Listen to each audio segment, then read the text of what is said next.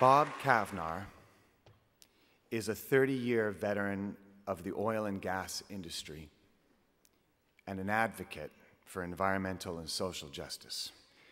Bob began his career working on drilling rigs and in pipeline operations, spending 10 years in the field managing multiple rig drilling programs, as well as construction of gas processing facilities. He is currently CEO of Luca Technologies, which harnesses natural processes to produce natural gas sustainably. Previously, he was the president and CEO of Milagro Exploration, a large, privately held oil and gas exploration firm based in Houston, Texas. With his experience in operations, startups, turnarounds, as well as in the management of both public and private companies, Bob brings a pragmatic perspective that is often contrary to traditional industry political positions. In 2009, he founded the Daily Hurricane, located in Houston, Texas, that covers politics, energy, science, education, and current affairs. Bob holds a Master's of Business Administration degree from Southern Methodist University and completed the program for management development at the Harvard Business School. Please welcome Bob Cavnar.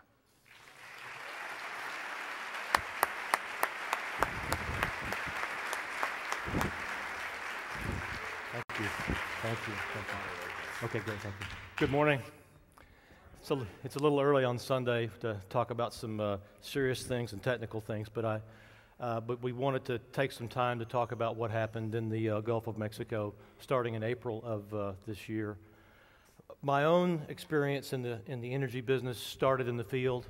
I started actually driving a truck and then moved to drilling rigs and worked on those for a number of years. Drilled a lot of wells, worked over a lot of wells, completed a lot of wells, pretty much all over the country, and started writing about the blowout of the well in the Gulf of Mexico actually the day after it happened. I don't think anybody really realized how serious it was until about a week or 10 days or so ago after the incident occurred. So I want to talk about that a little bit, and then Ricky Ott's going to pick up after me and talk about how the people in the Gulf have been affected over the last 6 months. The Deepwater Horizon was one of the most advanced deepwater rigs ever built. It had just finished drilling the deepest well ever drilled, called the Tiber Well, about 250 miles southeast of Houston, Texas, in 4,000 feet of water. The total depth of the well below the 4,000 feet was 31,000 feet. This rig was 400 feet long. To orient you, the length this way is the long way, and the aft portion is to the right, the forward portion is to the left. The helipad you see right there at the very top is, do I have a laser on this thing? No, I don't. The heliport is at the upper left, and right below the heliport is the bridge. That's where the captain stays and his crew. A lot of the testimony talked about what happened on the bridge. It actually happened right there underneath the heliport. The rig itself is about 360 feet from the water line to the top of the derrick. The derrick was 240 feet tall. 130 souls on board, 6 10,000 horsepower diesel engines, 300,000 gallons of fuel, and about 150,000 gallons of fresh water for the crew. The rig operated 24/7, just like they do in the Gulf every day. Most crews work 21 days on, 21 days off, and most of them live in the area just right around the Gulf of Mexico, Louisiana, Mississippi, Alabama. Most of the rig, or a lot of the rig, you don't even see when it's drilling. Here you can see the pontoons below. This is called a Semisubmersible rig. And what that means is they actually submerge part of the rig, and it's about 75 feet from the water surface itself to the bottom of the rig. And that's how they maintain stability. It's actually below the waves, and it's got a dynamic positioning system that keeps it with GPS over the well site. And it's a marvel of modern technology, but it's also a statement to the lack of leadership that we've had in our political leaders and 40 years of failed energy policy. Why are we drilling in 5,000 to 10,000 feet of water for oil? And why are we not doing anything material to reduce our consumption? Today we import about 20 million barrels of oil. We burn about 20 million barrels of oil. We import 70% of that from other countries, and about half of that from countries who hate us. We send money to countries that fund terrorism or at least support terrorism. And we've done that to ourselves by increasing our consumption, allowing almost unbridled growth in terms of how much oil we burn, really immaterial fuel standards, no mass transit to speak of outside of the Northeast and some in the West. A number of things we've done to ourselves, and we've lost control of our energy supply. And because we've lost control of our energy supply, we're out with this unbelievable technology, drilling in 5,000 feet of water just to help meet some of that demand. But here's what happens. This was the morning after the blowout. The blowout happened at 9:50 p.m. on April 20th. It happened through poor management, poor decision-making, and poor design. The primary person at fault here, obviously, is BP, because they were the operator. And the way it works in the oil and gas business, if you're the operator, if it's your well, you're responsible. So all this stuff that BP says about Transocean and Halliburton and all these other companies, yes, there's some culpability there, but the ultimate responsibility is with BP.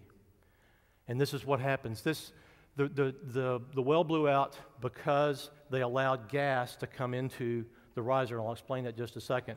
And once it gets into the riser above its primary control point, there's not a whole lot you can do, especially with a well this strong. If this well had been successful, this was probably the largest discovery in the history of the Gulf of Mexico. While BP has yet to say what the volume was that it flowed, estimates are about an average of about 63,000 barrels a day. I'll guarantee it came in at 100,000 barrels a day. That flame right there is almost 400 feet above the water. From the flames down below, you see it right at the water line, that's almost 75 feet to the bottom of the rig.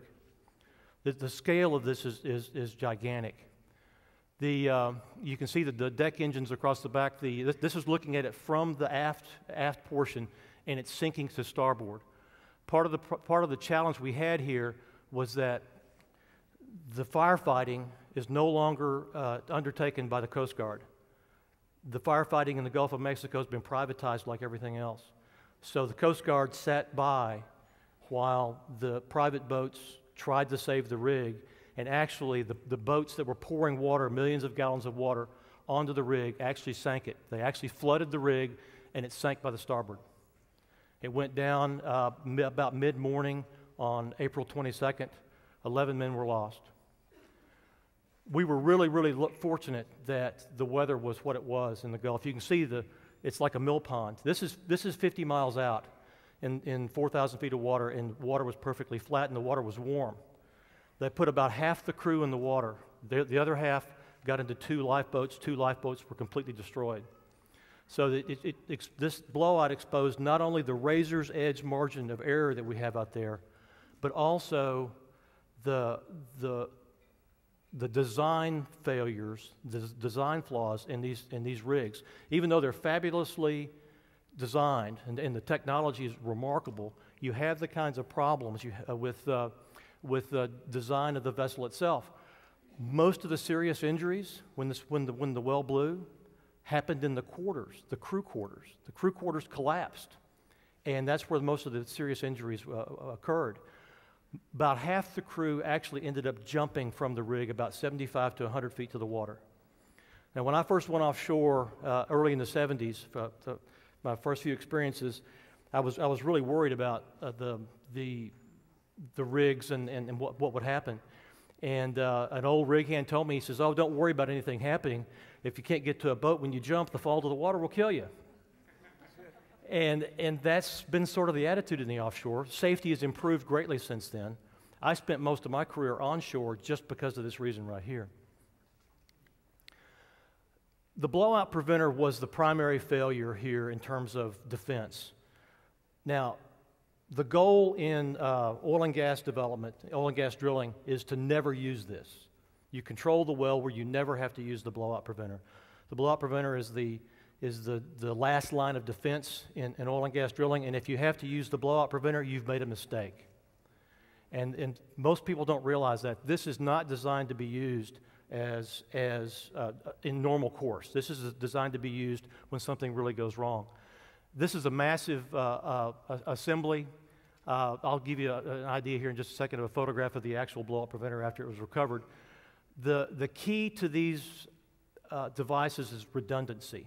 There's a blue pod and a yellow pod on every blowout preventer.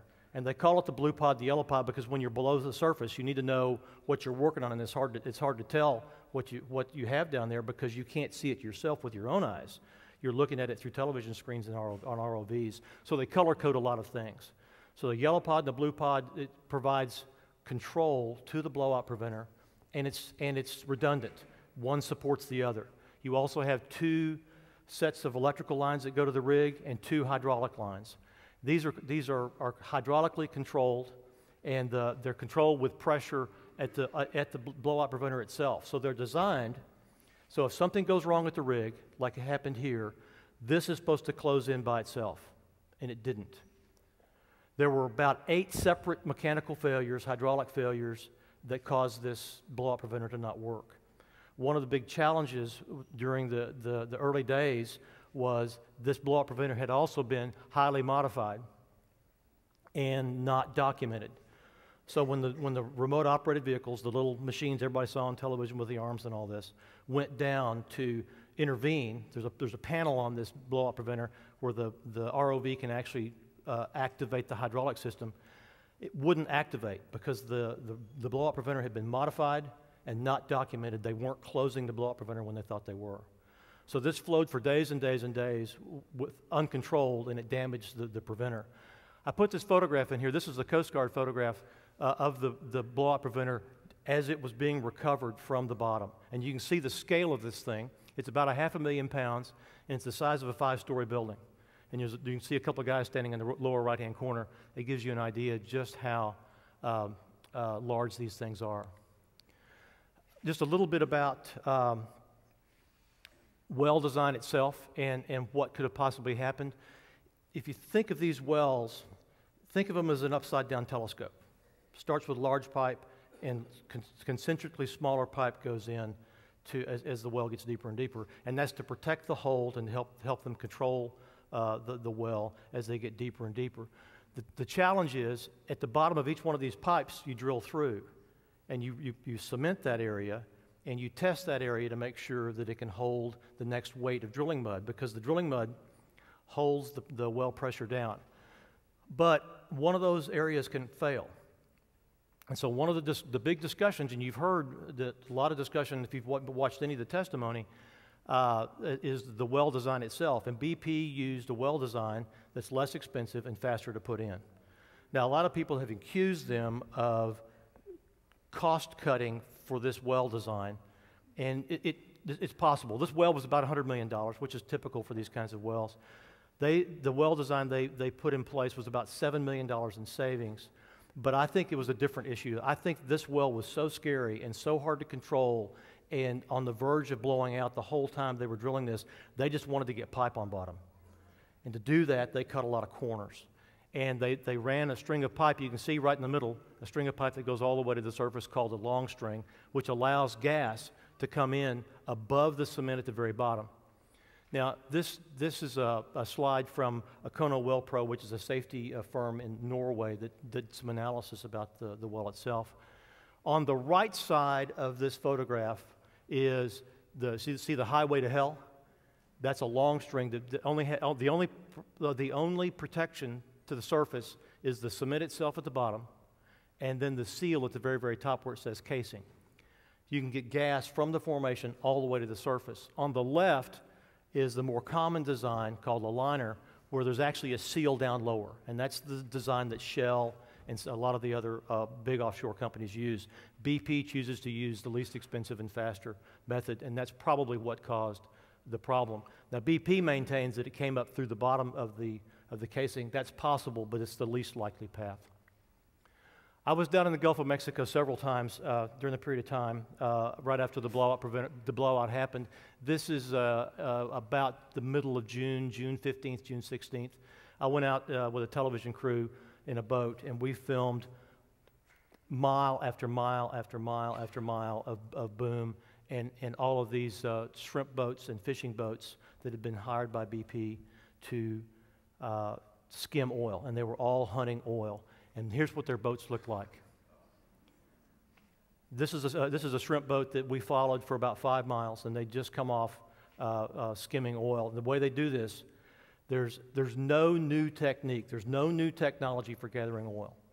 Deep water spills have never been studied except for one time about the year 2000. But after the Valdez accident, there were money set aside to do research for oil skimming.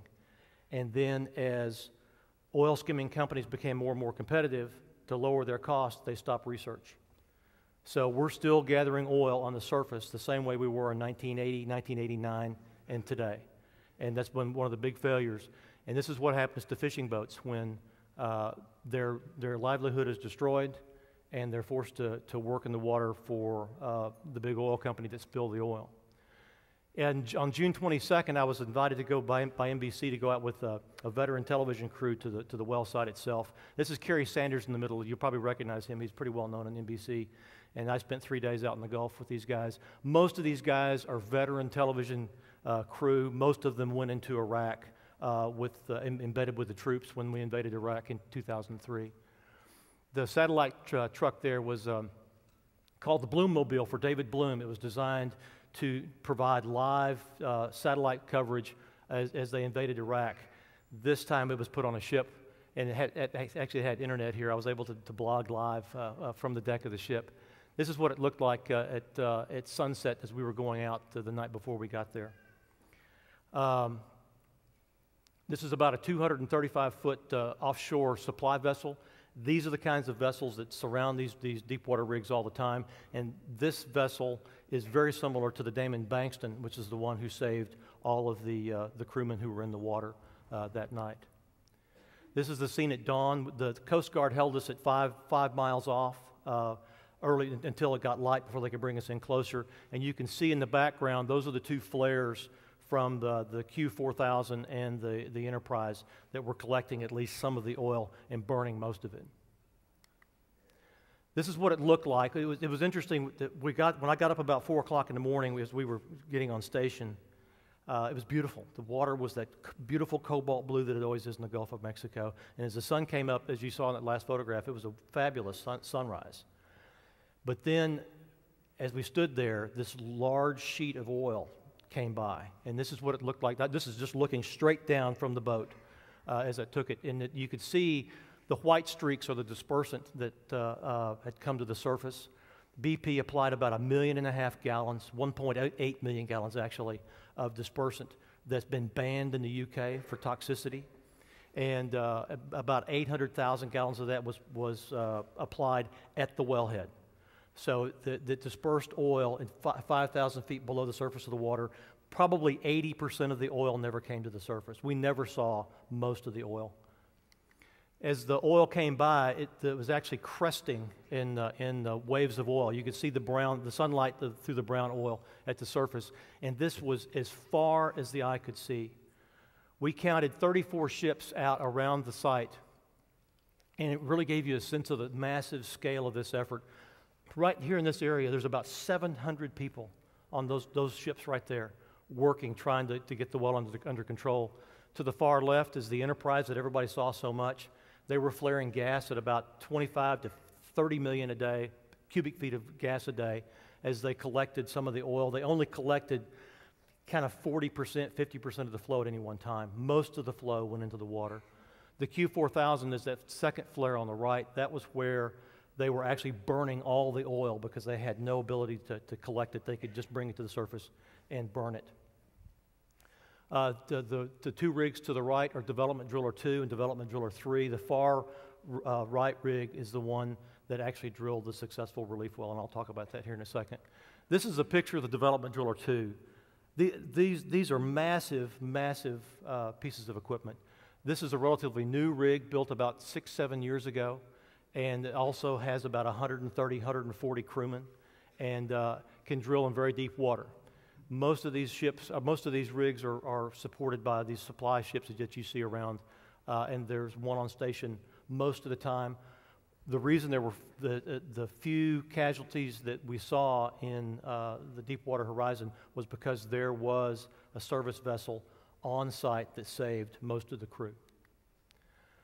At one point, about 70% of the Gulf of Mexico is closed to fishing. Now most of it's open, and I think it shouldn't be. You can see where oil, the dark gray area is where oil was actually seen. And that was the outline there, the solid outline is where most of the concentration of the oil was, but we believe that it was in the loop current, and that's one of the reasons the Coast Guard closed this much of the Gulf during the peak of the flow, because of the massive amount of oil that was in the water, but most of it below the surface. The relief wells are very interesting. They're the only way that you can control a well that's blown out where you have no surface control. All the top kill and all the other things that BP was doing were very, very low probability techniques. The only way to kill these wells is from the bottom. And the way they do it is a very, very sophisticated technology that drills down straight for a period of time, and then they actually use magnetic ranging to seek. They use a steerable drill bit that they can actually steer to the blowing out well. It can actually see the pipe of the blowing out well. That's why this technique is so successful. John Wright, who's the most experienced relief well driller in the world, is 41 for 41 now on relief wells. There's been about, in the last probably 20 years, there's been over 80 relief wells, and John has drilled half of them, and all successful. The second well, the Development Driller 2, was the rig on the left. It was never finished. It was stopped at about 15,000 feet and just stood by in case the first well failed, which of course it didn't. It was actually successful. So what do? We're getting ready to go back into the Gulf of Mexico without doing much of anything. Secretary Salazar announced on October 11th he's going to lift the moratorium early. I disagree with that completely. I understand the employment issues here. I understand the economic issues, but we're talking human life and we're talking environment. The blowout preventer systems must be redesigned, and the control systems must be redesigned. Right now, if something happens to the rig, like in this case, there's not much they can do to get inside the blowout preventer. They have to actually refabricate with robots on the bottom of the ocean, and that makes no sense to me. We need to refit the rigs for safer living quarters and remote access. Right now, in the Deepwater Horizon, the explosion that happened on the rig actually destroyed the crew quarters. We need to make those safer. We need to overhaul the drilling regs, more inspections, more certifications, a lot more work in terms of keeping the well safe and therefore keeping the crews safe and the environment safe going forward. The one thing I feel strongly about is that you drill here, you live here. Most all of the rigs that drill in the Gulf of Mexico and offshore U.S. waters everywhere are flagged in foreign countries. That means that they have lower standards for employment, lower standards for labor regulations and payroll, and they don't have to have U.S. crews. If they were U.S. flagged, 75% of the crews have to be Americans. So if you move that rig to Africa, the Americans go with it. Here, the way we do it, when that rig goes to Africa, all the Americans are fired. Most of the drilling companies are headquartered in Dubai, Switzerland, the Bahamas, and outside of the reach of U.S. law. And I believe that if you drill here, you live here, and that's one of the most important things that I think is true.